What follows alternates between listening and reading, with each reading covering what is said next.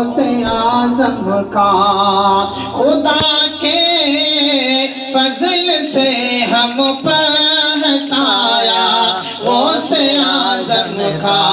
खुदा के मुकम्मल हो गया। अब मैं तारीख पढ़ता हूँ अपनी। वाती वालिदै का, अपने वालिदैन के साथ हुस्ने सलूक करो। ये मौत की महफिल है। कल्लू साहब की अहलिया का इंतकाल हो चुका है, आप जानते हैं। ये किसी की माँ भी होंगी। नदीम साहब बैठे हुए हैं, आपकी वालदा बहरहाल ये किसी की वालदा माजिदा भी होंगी, किसी की बहन भी होंगी, किसी की बेटी भी होंगी जो दुनिया से चली गई हैं। सोचो एक ही ज़ात है। अरे ये कभी तो किसी की बेटी बन रही है, कभी किसी की बीवी बन रही है, कभी किसी की माँ बन रही है, कभी किसी का दिल का टुकड़ा बन रही है। अरे सोचो आक़ा करीम की बारगाह में सहाबा ने कहा, आका दुनिया की सरजमीन पर औरत पर सबसे ज्यादा हक किसका है? तो मेरे नबी ने इरशाद फरमाया औरत पर सबसे ज्यादा हक उसके शोहर का है। फिर सहाबा ने अर्ज क्या या रसूल अल्लाह मर्द पर सबसे ज्यादा हक किसका है? तो मेरे नबी ने इरशाद फरमाया मर्द पर सबसे ज्यादा हक उसकी माँ का है।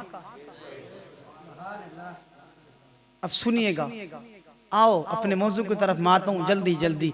आक़ा करीम की बारगाह में एक सहाबा हाजिर हुए, अर्ज करने लगे, आका मेरे दाता, मेरे मालिक व मुख्तार, मुझ पर सबसे ज्यादा हक किसका है? अगर मैं किसी की खिदमत करना चाहूँ, किसी की हेल्प करना चाहूँ, किसी की मदद करना चाहूँ आका, तो मुझ पर सबसे ज्यादा हक किसका है? तो मेरे नबी ने इरशाद फरमाया उम्मु का, तेरी माँ का है। फिर सहाबा ने कहा आका फिर दूसरी मर्तबा अगर मैं किसी की खिदमत करना चाहूँ तो फिर किसका हक है? मेरे नबी ने इरशाद फरमाया उम्मु का, तेरी माँ का। फिर तीसरी मर्तबा सहाबा ने कहा आका फिर तीसरी मर्तबा किसकी खिदमत करने का हुक्म है?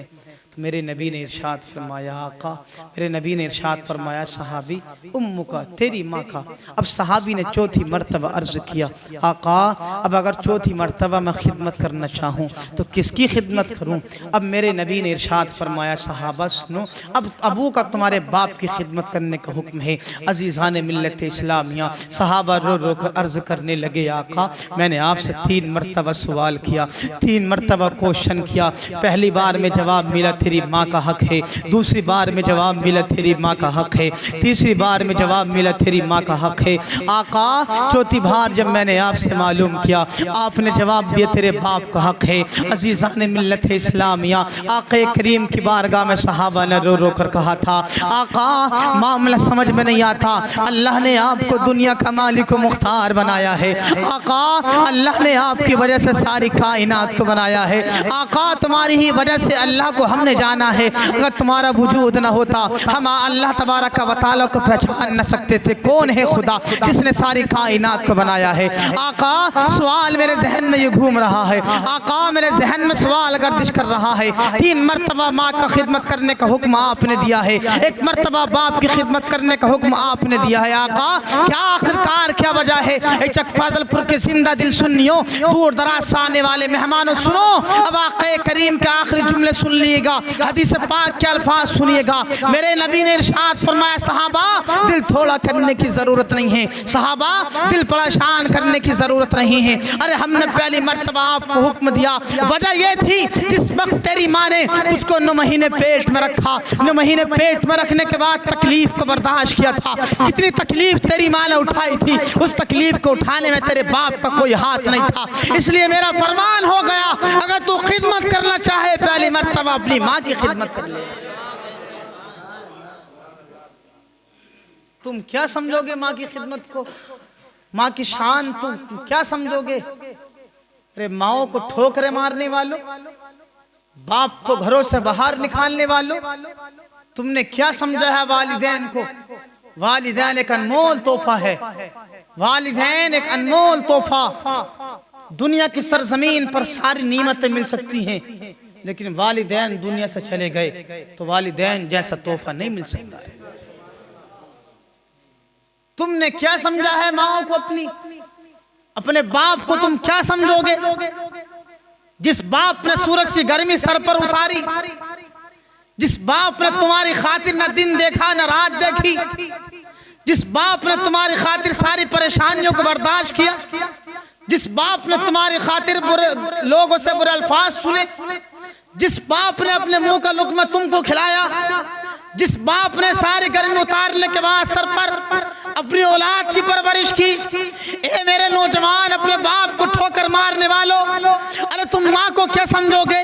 वो माँ जिस माँ ने 9 महीने पेट में रखकर तकलीफ को बर्दाश्त किया, जिस माँ ने अपने मुंह का लुक़्मा तुमको खिलाया, जिस माँ ने खुद भूखा रहने के बाद तुम्हारा पेट पाला, जिस माँ ने तुम्हारी परवरिश फरमाई, जो माँ गीले में सोने के बाद तुमको सूखे में सुलाया, अरे तुम माँ की शान को क्या समझोगे?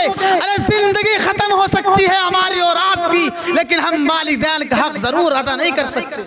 सुभान अल्लाह, सुभान अल्लाह। नारे तकबीर, नारे रिसालत, मसलके आला हजरत, अज़मते वालिदैन, अज़मते वालिदैन, नारे तकबीर, नारे रिसालत, मुफ्ती सहीमुद्दीन क़ादरी साहब के बला।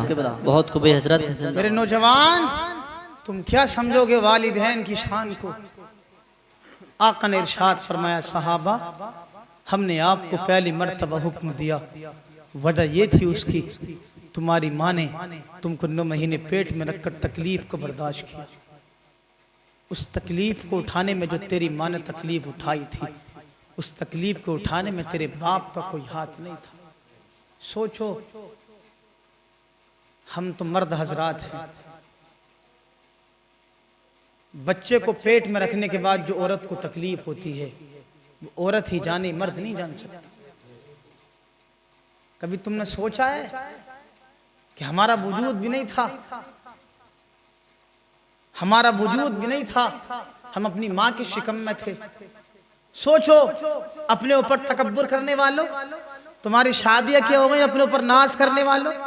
सोचो जरा, जब तुम बाप की पीठ से माँ के शिकम में आए, तो वो मंथली जो हर महीने खवातीन को आती है, कुछ ज़रूरियात के अयाम होते हैं, वो मंथली जब बाप की पीठ से बेटा या बेटी माँ के शिकम में आई, तो वही मंथली अल्लाह तबारक व तआला ने माँ के शिकम में औलाद का गिज़ा बना दिया है, औलाद का खाना बना दिया है।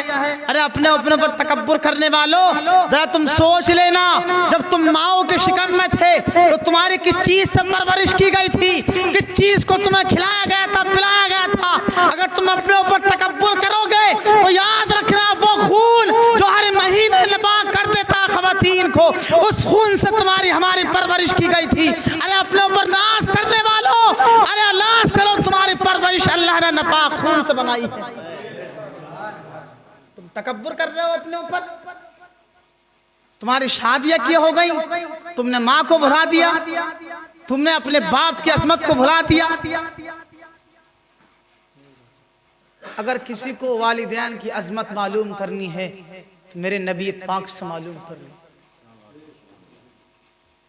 अगर किसी को अपनी बेटी की किरदार, अखलाक या अहमियत मालूम करनी है तो मेरे नबी से मालूम कर लो। जब आपकी बेटी सैयदा फातिमा ज़हरा आपके पास आती थी, अपने मकान से चलकर आक़ा करीम के दरबार में आती थी, तो आक़ा करीम उनके इस्तकबाल के लिए खड़े हो जाया करते थे कि आज मेरी बेटी सैयदा फातिमा आ रही।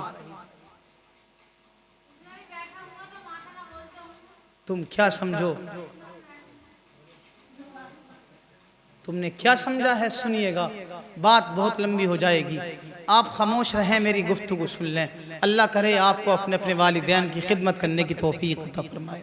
अब आका की बारगाह में सहाबा ने कहा, आका पहली बात तो समझ में आ गई कि माँ ने तकलीफ़ को उठाया, उस तकलीफ़ को उठाने में बाप का कोई हाथ नहीं था, इसलिए पहली मर्तबा माँ की खिदमत करने का हुक्म मिला।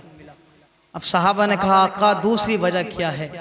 तो मेरे नबी ने इरशाद फरमाया, सहाबा सुनो, दूसरी वजह यह है, जब तेरी माँ ने तुझको 9 महीने पेट में रखने के बाद तुझको पैदा किया था, तुझको जना था, उस जनने के दरमियान जो तकलीफ़ हुई थी, उस तकलीफ़ को उठाने में तेरी बाप का कोई हाथ नहीं था।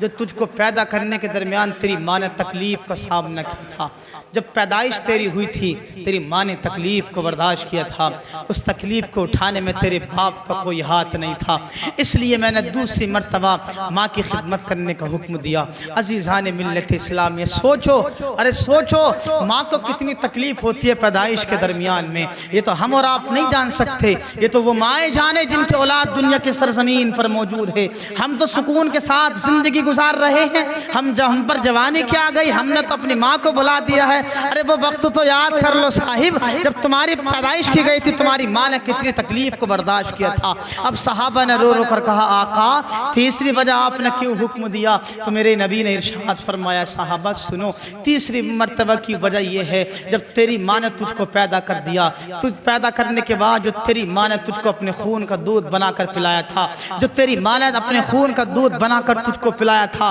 उस खून के दूध बनाकर पिलाने में तेरे बाप का कोई हाथ नहीं था। इसलिए मैंने तीसरी मर्तबा तुझको माँ की खिदमत करने का हुक्म दिया। अज़ीज़ान मिल्लत इस्लामिया, वो सहाबी थे ना, तीन बात जब समझ में आ गई, मेरे नबी की बारगाह में कहा, आका तीनों बातें समझ में आ गई, अब बाप के लिए क्या हुक्म है? तो मेरे नबी ने इरशाद फरमाया, सुनो साहबा, अरे माँ औलाद के लिए पहली दरसगाह है, माँ औलाद के लिए पहला मदरसा है। जब बच्चा पैदा होता है तो माँ की गोद में आता है। माँ अगर उसको चाहे तो नेक बना दे, माँ अगर उसको चाहे तो बदकार बना दे। माँ पहला क्लास है औलाद के लिए। माँ अगर नेक होती है तो औलाद भी नेक बन जाया करती है, और अगर माँ नमाज ही पढ़ती है तो औलाद नमाज पढ़ती है, और माँ अगर नमाज नहीं पढ़ती तो औलाद भी नमाज नहीं पढ़ती है। सुनो, मेरे नबी ने इरशाद फरमाया, अरे सहाबा सुनो, माँ परवरिश करती है, माँ पैदा करती है, लेकिन बाप अपनी औलाद की परवरिश करता है। तुमने क्या समझा है मेरे दोस्त, मेरे नौजवानों? हम जिंदगी गुजार सकते हैं, लेकिन माँ का हम जर्रा बराबर भी हक अदा नहीं कर सकते। माँ का अगर किसी को वक़ार मालूम करना है तो उससे पूछ ले जिसकी माँ दुनिया से चली गई। किसी को अगर बाप की वक़ार अहमियत मालूम करनी है तो उससे मालूम करे जिसका बाप दुनिया में नहीं। किसी आशिक ने कहा था, जब बाप दुनिया से चला जाता है तो कोई हौसला देने वाला नहीं होता, और जब माँ दुनिया से जाती है तो फिर कोई दुआएं देने वाला नहीं होता। किसी अल्लाह के वली ने बयान फरमाया, एक बाप ने अपने नौजवान बेटे के कंधे पर हाथ रखा।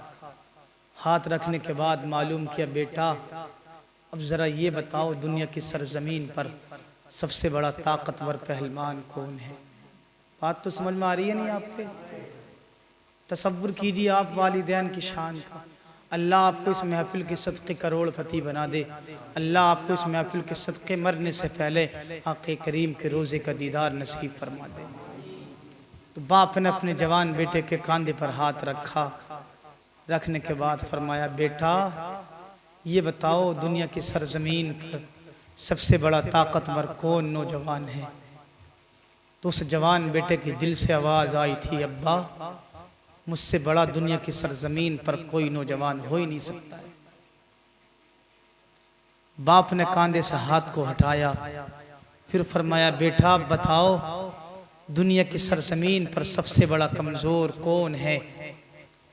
तो बेटे ने कहा था, अब्बा अब दुनिया की सरजमीन पर मुझसे बड़ा कमज़ोर कोई नहीं। अब्बा अब दुनिया की सरजमीन पर मुझसे बड़ा कमज़ोर कोई नहीं है। तो बाप ने कहा, बेटा बात समझ में नहीं आई। जब तक तुम्हारे कंधे पर हमारा हाथ था तो तुमसे बड़ा ताकतवर पहलवान कोई नहीं था। हमारा हाथ क्या हट गया, तुमने कहा कि अब हमसे बड़ा कमज़ोर कोई नहीं है। सोच मेरे नौजवान, सोच बाप का साया कितना अजीम हुआ करता है, बाप का साया कितनी अहमियत रखा करता है। उस अल्लाह के वली ने फरमाया। तो बाप ने कहा, बेटा वजह क्या है? तो बेटे ने कहा था, बाप जब तक औलाद के सर पर बाप का साया होता है, जब तक औलाद के सर पर बाप का हाथ हुआ करता है, उससे बड़ा फिर कोई नौजवान पहलवान होता ही नहीं है। सोच है नौजवान, सोच अपने बाप को ठोकर मारने वाले, सोच जरा। तो उस बेटे ने कहा था, अब्बा जब बाप का साया दुनिया से चला जाता है, बाप का साया औलाद के सर से उठ जाता है, तो फिर उससे बड़ा कमज़ोर कोई नज़र नहीं आता। आज हमने अपने बापों को भुला दिया, हमने अपनी माँ को भुला दिया। मेरे नौजवान, मैं दुआ करता हूँ अल्लाह हम तमाम के वालिदैन को सलामत रखे। जिनके वालिदैन दुनिया से चले गए, अल्लाह उनके वालिदैन की मग़फ़िरत फरमाए। मेरे नौजवान, अपने बाप को ठोकर मारने वाले, अपनी माँ को सताने वाले, अपनी माँ पर जुल्म करने वाले, तू जब जब अपनी माँ पर जुल्म किया कर, जब जब तू अपने बाप को बुरा भला कहा करे, जब जब तू अपने बाप को ठोकर मारे करे, जब तू अपने वालिदैन को घर से बाहर निकाले, रब्बिरहम्हुमा कमा रब्बयानी सगीरा। ए मेरे नौजवान, तुझको बीवी क्या मिल गई, तूने बाप की अजमत को भुला दिया है, माँ के प्यार को भुला दिया है। अरे जब जब तू अपने वालिदैन को सताया करे तो वो वक्त याद कर लिया कर जब तेरा बचपने का ज़माना था, तू बच्चा था, तुझको तेरी माँ ने जाना था। जनने के बाद कुछ दिनों का अरसा गुजरा था, तेरे बाप ने अपने हाथ के ज़रिए से तेरे हाथ की उंगली को पकड़ा, पकड़ने के बाद तुझको चलना सिखाया। तू गिरा करता था, तेरा बाप तुझको उठाया करता था, फिर तू गिरा करता था, तेरा बाप तुझको उठाया करता था। ए नौजवान, अपने बाप पर जुल्म करने वाले, अपनी माँ को सताने वाले, अपना बचपना याद कर लिया कर। जब तेरा बाप, तेरा बचपने का ज़माना था, तेरा बाप हाथ की उंगली पकड़कर तुझको चलना सिखाया करता था, तू ठोकर खाकर ज़मीन पर गिरा करता था, तेरा बाप फिर तुझको उठाता था, फिर तू ज़मीन पर गिर जाया करता था, तेरा बाप फिर तुझको उठाया करता था, लेकिन फिर तू ज़मीन पर गिर जाया करता था। ए नौजवान, जब जब तू अपने वालिदैन पर जुल्म क्या करे, अपना बचपने का ज़माना याद कर लिया कर और खुदा की बारगाह में दुआ क्या कर, या अल्लाह रब्बिरहम्हुमा कमा रब्बयानी सगीरा। ए अल्लाह, जब मेरा बचपने का ज़माना था, मेरा बाप मेरी देखभाल क्या करता था, मेरा बाप मुझ पर रहम क्या करता था, मेरा बाप मेरी खातिर गालियाँ सुना करता था, मेरा बाप मेरी खातिर बुरे अल्फाज सुना करता था, मेरा बाप मेरी खातिर भूखा रहा करता था, मेरा बाप मेरी खातिर सूरज की गर्मी अपने सर पर उतारा करता था। ए नौजवान, अपने बाप पर जुल्म करने वाले, अपनी माँ पर जुल्म करने वाले, जब जब तू जुल्म क्या कर तो अपने बचपने को याद कर लिया कर और दुआ क्या कर, या अल्लाह रब्बिरहम्हुमा कमा रब्बयानी सगीरा। या अल्लाह, जिस तरीके से मेरे माँ बाप ने मुझ पर बचपने में रहम फरमाया था, उसी तरीके से मेरे बाप पर रहम फरमा।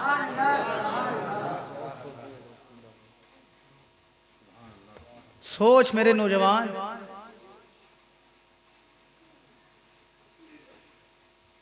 आज तुम क्या समझोगे वालिदैन को। आओ मैं आखिरी तारीख पढ़ता हूँ, तवज्जो है नहीं आपकी तो मुस्कुरा कर बोलिए ज़रा सुभान अल्लाह, और ज़ोर से बोलिए अज़मत वालिदैन पर ज़रा या रसूल अल्लाह। माँ को ठोकर मारने वाले, तूने अभी माँ को समझा नहीं है। जिस दिन तू माँ को समझ गया, उस दिन तू अपनी बीवी से तो लड़ सकता है, लेकिन माँ से तू उफ नहीं कह सकता। वला तकुल लहुमा उफ़्फ़िन वला तनहरहुमा वकुल लहुमा क़ौलन करीमा। अल्लाह ने इरशाद फरमाया, तुम उनसे उफ तक मत कहो, तुम उनसे बड़े प्यार से बात किया करो। मेरे नौजवान सुन, माँ की अहमियत क्या है।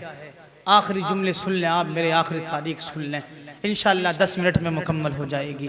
क्या है माँ की अजमत, सुन जरा। माँ अगर तुम्हारी सलामत है तो यहाँ से उठने के बाद तुम जाना अपनी माँ की कदम का बोसा ले लेना। क्यों? आका इरशाद फरमाते हैं, माँ के कदम के नीचे जन्नत है, बाप जन्नत का दरवाज़ा। हजरत ने अभी आपको बता दिया, जन्नत में जाना है आपको तो बाप को भी राज़ी करना होगा, माँ को भी राज़ी करना होगा। जन्नत का दरवाज़ा खोलने के लिए आपको बाप को राज़ी करना पड़ेगा, और जन्नत में दाखिल होने के लिए आपको माँ को राज़ी करना होगा। अगर बाप नाराज तो जन्नत का दरवाजा नहीं खुल सकता। आज देखने में आता है साहिब कि हम अपनी माओ से तो बोलते हैं लेकिन बाप को रोटी देने तैयार नहीं है। सोच, अगर तू खाली अपनी माँ की खिदमत करेगा, ओनली मादर की तू देखभाल करेगा, तो सोच नबी का फरमान बरहक है, माँ के कदम के नीचे जन्नत। लेकिन जन्नत में जाने के लिए बाप है जन्नत का दरवाजा, जब तक दरवाजा नहीं खुलेगा जन्नत में हम और आप दाखिल नहीं हो सकते। तो इसलिए बाप को भी राजी रखो और माँ को भी राजी रखो। बाप राजी, माँ राजी, तो इंशाअल्लाह मेरा ईमान बोलता तुमसे रसूल राजी, खुदा राजी। अब सुनिएगा माँ की अहमियत। एक बुजुर्ग हैं, इन्होंने मक्के की सरजमीन के लिए जाने का इरादा किया, लेकिन इनकी माँ एक ज़ईफ़ा थी, कमज़ोर थी। माँ इस सफ़र से खुश नहीं थी। माँ पर कमज़ोरी का आलम है, कमज़ोरी का साया है। बेटे ने कहा अम्मा मैं मक्के की सरजमीन पर तवाफ़ काबा करने जाना चाहता हूँ। यूँ कह दूँ मैं आक़े करीम के रोज़े का दीदार करना जाना चाहता हूँ। ए मेरी माँ मुझको इजाज़त दे दे, मैं मक्के की सरजमीन पर पहुँच जाऊँ। अजीज़ान मिल्लत इस्लामिया, माँ खुश नहीं थी, माँ ने इनकार किया, लेकिन बेटा नहीं माना। बेटा नहीं माना, बेटा बग़ैर माँ की इजाज़त के घर से निकला। तवज्जो है नहीं आपकी? है तवज्जो? तो बोलिए ज़रा या रसूल अल्लाह। ये नौजवान बेटा माँ की परमिशन के बग़ैर, माँ की इजाज़त के बग़ैर घर से बाहर निकला, मक्के के सरजमीन के लिए रवाना हो गया। आजकल मोटरसाइकिलों का दौर नहीं था, वो दौर पैदल हुआ करता था सफ़र उस वक्त में। ये नौजवान घर से निकला मक्के की सरजमीन के लिए। रास्ते में पहुंचा, एक ऐसे मकाम पर पहुंचा, रात के वक्त आ गया, अंधेरा छा गया, तारीकी आ गई। अब ये नौजवान तन्हा था। इसने क्या सोचा, यार रात की तारीकी आ चुकी है, रात का अंधेरा छा चुका है, अब मैं क्या करूं, इस शहर में ही आराम कर लूं। आराम करने के लिए जगह तलाश की गई, कोई जगह नसीब नहीं हुई। दिल में ख्याल आया, यार हम तो इबादत गुजार हैं, हम तहज्जुद की नमाज़ों को पढ़ा करते हैं, हम नमाज की पाबंदी क्या करते हैं, यार हम चलते हैं खुदा के दरबार में चलते हैं, हम मस्जिद में जाकर रात गुजार लेंगे इबादत करते करते। अज़ीज़ान मिल्लत इस्लामिया, ये बुजुर्ग हैं मस्जिद के अंदर दाखिल हुए, रात का अंधेरा छाया हुआ है, ये इबादत में मशगूल थे। अभी ये इबादत ही कर रहे थे, अचानक में क्या हुआ, उसी बस्ती के अंदर एक मकान के अंदर चोर दाखिल हो जाया करता है। जब चोर दाखिल हुआ, मकान वाले जाग गए। जब मकान वालों को इसकी खबर मिल गई चोर हमारे घर के अंदर आ गया है, चोर ने भागना शुरू किया। ये चोर भागते भागते मस्जिद के दरवाजे पर पहुंचा। मस्जिद के दरवाजे पर पहुंचा था, पब्लिक इसके पीछे दौड़ रही थी, लेकिन ये चोर था मस्जिद के दरवाजे पर जैसे पहुंचा, पहुंचने के बाद वहां से गायब हो गया। जनता इसके पीछे दौड़ रही थी। जनता ने जब देखा मस्जिद के दरवाजे तक ही आया था, अब गायब नजर आ रहा है। मस्जिद के अंदर झांक कर देखा, वही बुजुर्ग जिसने अपनी माँ की परमिशन के बगैर, जिसने अपनी माँ को खुश किए बगैर मक्के की सरजमीन के लिए सफर का इरादा किया था, नमाज पढ़ रहे थे, अपनी इबादत में मशगूल थे। शहर वाले मस्जिद के अंदर दाखिल हुए, उस नौजवान उस बुजुर्ग को देखा नमाज पढ़ रहे हैं। पकड़ने के बाद कहा, ए बुजुर्ग अब तुम नमाज पढ़ रहे हो, घर के अंदर चोरी करे फिरते हो, तुमने चोरी हमारे मकान के अंदर की है। अज़ीज़ान मिल्लत इस्लामिया, उन बुजुर्गों ने कहा था, अरे मैं चोर नहीं हूँ, लेकिन किसी ने एक न मानी, किसी ने एक न मानी। आखिरकार क्या हुआ, उन बुजुर्गों को शहर काजी के पास भेज दिया गया, हाकिम शहर के पास भेज दिया गया। हाकिम शहर आज की तरह नहीं थे, उस दौर में इस्लामी हाकिम हुआ करते थे। अब क्या हुआ, जब ये एक अल्लाह के बुजुर्ग उस हाकिम शहर के पास पहुंचे, पहुंचने के बाद क्या हुआ, सारा मामला पेश किया गया।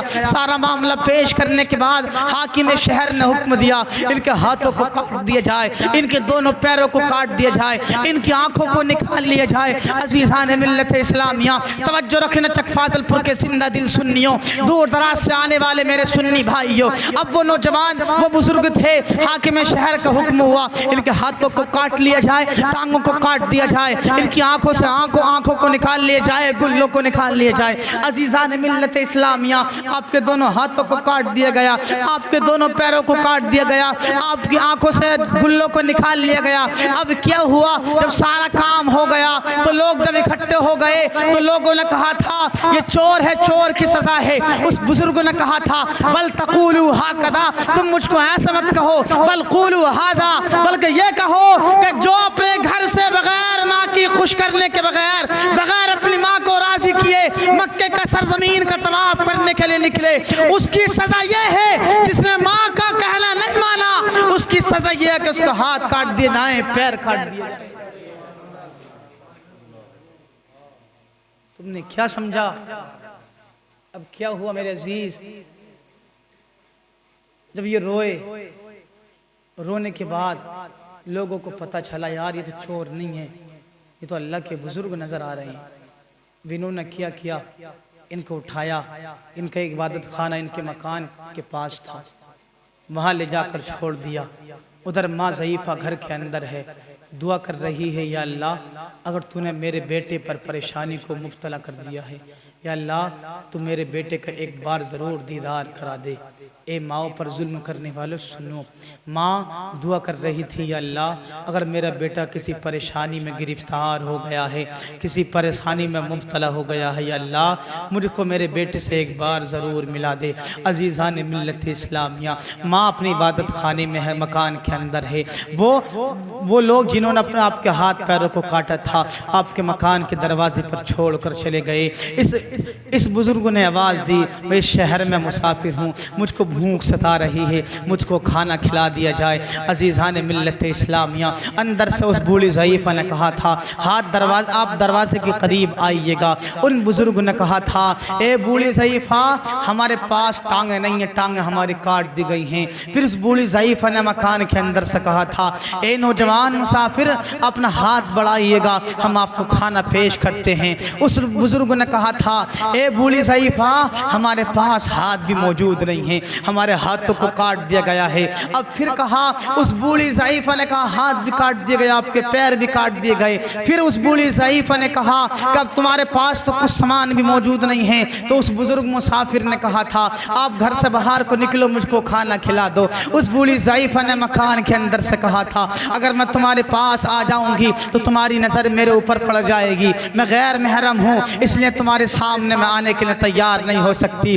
उस मुसाफिर मजलूम ने कहा था, ए बूढ़ी ज़ईफ़ा तू ये समझती है कि मेरी नज़र तेरे चेहरे पर पड़ जाएगी? सुन ले, मेरा हाल ये हो गया है, मेरे चेहरे की माथे की निगाहों को छीन लिया गया है, मेरी आंखों के गुल्लों को ख़त्म कर दिया गया है, हाथ काट दिए गए हैं, पाँव काट दिए गए हैं, आंखों के गुल्लों को निकाल लिया गया है। तू बाहर आ जा, बाहर आने के बाद मुझको खाना खिला दे। वो बूढ़ी ज़ईफ़ा है, मकान के अंदर से बाहर निकली, रोटी लेने के बाद उस नौजवान मुसाफिर को खिलाना शुरू किया। खिलाने के बाद कहा, बेटा हमने आपको खाना खिला दिया है, हमको मकान के अंदर जाने की इजाज़त दे दी जाए। सुनो चक फादलपुर के सुन्नी जिंदा दिल भाइयों, आखिरी जुमले तारीख के सुन लो। वो नौजवान मुसाफिर था, उस नौजवान ने अपनी माँ को पहचान लिया, माँ ने अभी तक पहचाना नहीं था। बेटे ने अपनी माँ को पहचानने के बाद अपने सर को माँ के कदम में रखा और कहा, मेरी माँ ज़ईफ़ा मैं तेरा नाफरमान बेटा हूँ, मैं तेरा नाफरमान बेटा हूँ, अगर मैं तेरी नाफरमानी न करता, तुझको खुश कर लेता, आज मेरा हाल न किया जाता।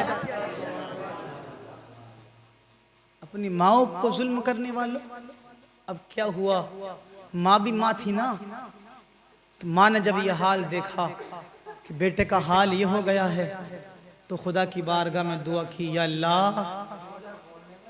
अल्लाह जब तूने मेरे बेटे का यह हाल कर दिया है, या अल्लाह जब तूने मेरे बेटे का यह हाल बना दिया है, अब मेरी तेरी बारगाह में दुआ है, या अल्लाह दिन निकलने से पहले या किसी के सामने जाने से पहले या अल्लाह हमें दोनों माँ बेटों को दुनिया से उठा ले। हम ये मौत तो बर्दाश्त कर सकते हैं, लेकिन लोगों के सामने शर्मिंदगी उठाना बर्दाश्त नहीं कर सकते। माँ के अभी हाथ उठी रहे थे, अल्लाह तबारक व तआला ने मौत का फरिश्ता उनके पास भेज दिया, दोनों दुनिया से चले गए। बताना मैं आपको ये चाहता हूँ, माँ की दुआएं लिया करो, माँ की अहमियत समझे करो। आका इरशाद फरमाते हैं, 3 दुआएं कभी रद्द नहीं की जाती हैं। मजलूम अगर दुआ करे तो अल्लाह कबूल कर लेता है, मुसाफिर अगर दुआ करे खुदा की बारगाह में अल्लाह कबूल कर लेता है। और अगर माँ बाप अपनी औलाद के लिए दुआ कर दें तो माँ और बाप की दुआ औलाद के हक में अर्श आज़म को हिला दिया करती है। तो जिस तरीके से माँ की दुआ डायरेक्ट कबूल होती है, इसी तरीके से माँ की बद्दुआ भी कबूल हो जाया करती है। माँ की बद्दुआओं से बचो, बाप की बद्दुआओं से बचो। माँ की दुआ लो, अपने बाप की दुआएं लिया करो, घर से निकला करो, अपनी माँ का हाथ रखवाया करो, बाप का हाथ सर पर रखवाया करो, कहा करो मेरी माँ मेरे बाप मेरे लिए दुआ कर दो। अल्लाह मुझको रास्ते की परेशानी से महफूज रख ले, अल्लाह मुझको रास्ते की परेशानी से हिफाजत फरमा ले। बस मेरा आखिरी जुमले हैं, आप अपने वालिदैन की कदर करो। अल्लाह तबारक व तआला कल्लू साहब के अहलिया मरहूमा की मग़फ़िरत फरमाए, अल्लाह उनको जन्नतुल फिरदौस में आला साला मकाम अता